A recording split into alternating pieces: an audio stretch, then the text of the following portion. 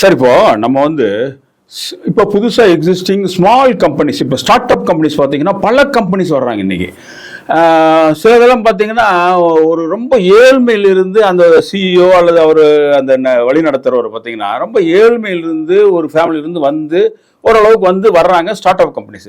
இந்த ஆனால் பார்த்தீங்கன்னா கொஞ்ச நாளில் பார்த்தீங்கன்னா அவங்க வந்து 200 crore 400 crore வச்சுருக்கேன், 400 crore கம்பெனி அப்படின்லாம் சொல்கிறாங்க.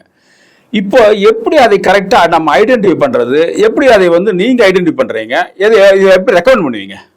எப்போவுமே வந்து ஒரு பேலன்ஸ் ஷீட்டை ஸ்டடி பண்ணும்போது ஷேர் கேபிட்டல்னு முதல்ல ஒரு பிளாக் இருக்கும். ஷேர் கேபிட்டல், அந்த ஷேர் கேபிட்டல் 10 கோடி கம்மியாக இருக்குன்னு வைங்களேன், அது முதல்ல நம்ம கவனிக்க வேண்டிய கம்பெனி. 10 கோடிக்கு கீழே 10 கோடிக்கு கீழே அவனோட கேபிட்டல் இருக்குது, அவனோட ரிசர்வ்ஸ் வந்து 100 கோடி இருக்குது அப்படின்னா அந்த கம்பெனியை தயவுசெய்து நம்ம எடுத்து வச்சு பார்க்க ஆரம்பிக்கணும். ஏன்னா அந்த கம்பெனி தான் நீங்கள் சொல்கிற 400 கோடியெல்லாம் போகும். அப்போது ஒரு 6 கோடியோ 7 கோடியோ ஒரு இன்வெஸ்ட்மெண்ட் பண்ணிவிட்டு 100 கோடி அவன் ரிசர்வ் வச்சுருக்கான்னா அவன் பிஸ்னஸ் ப்ராஃபிட் வந்து 20% கீழே இருக்கவே இருக்காது, 20%க்கு மேலே தான் இருக்கும். கன்சிஸ்டண்ட்டாக இயர் ஆன் இயர் ப்ராஃபிட் பண்ணிகிட்டே தான் இருப்பான். கன்சிஸ்டண்ட்டாக இயர் ஆன் இயர் அவனோட சேல்ஸ் இன்க்ரீஸ் ஆகிட்டே தான் இருக்கும்.